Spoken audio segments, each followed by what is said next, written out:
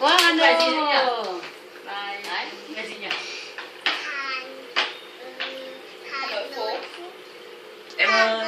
Em người Hà Nam. Mùi Hà Lan, mùi Hà Lan. Mùi cô Tuấn. Mùi Hà Lan, mùi Mùi Bố Tuấn.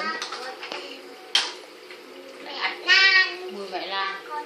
Mùi cô Tuấn. Đấy nó sáng tác hay bố nó sáng tác đấy. Đây.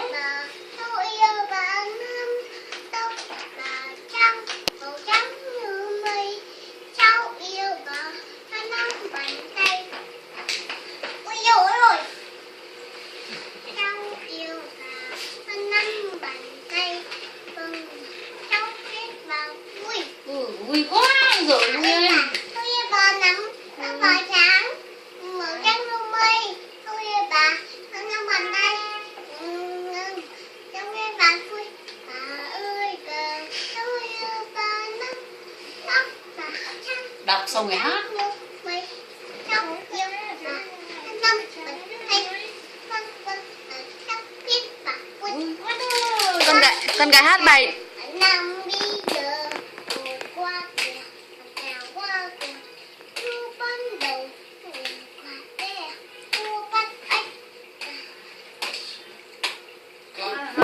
con gái hát bài đường vào chân nào, đường vào chân như nào nhỉ? Không phải, Con chào bố à chưa?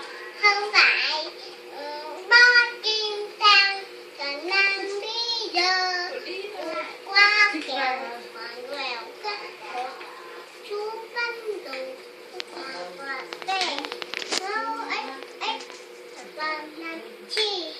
Cho nên anh cho túi tiền con bị hụt ngó tập đi đến học tè.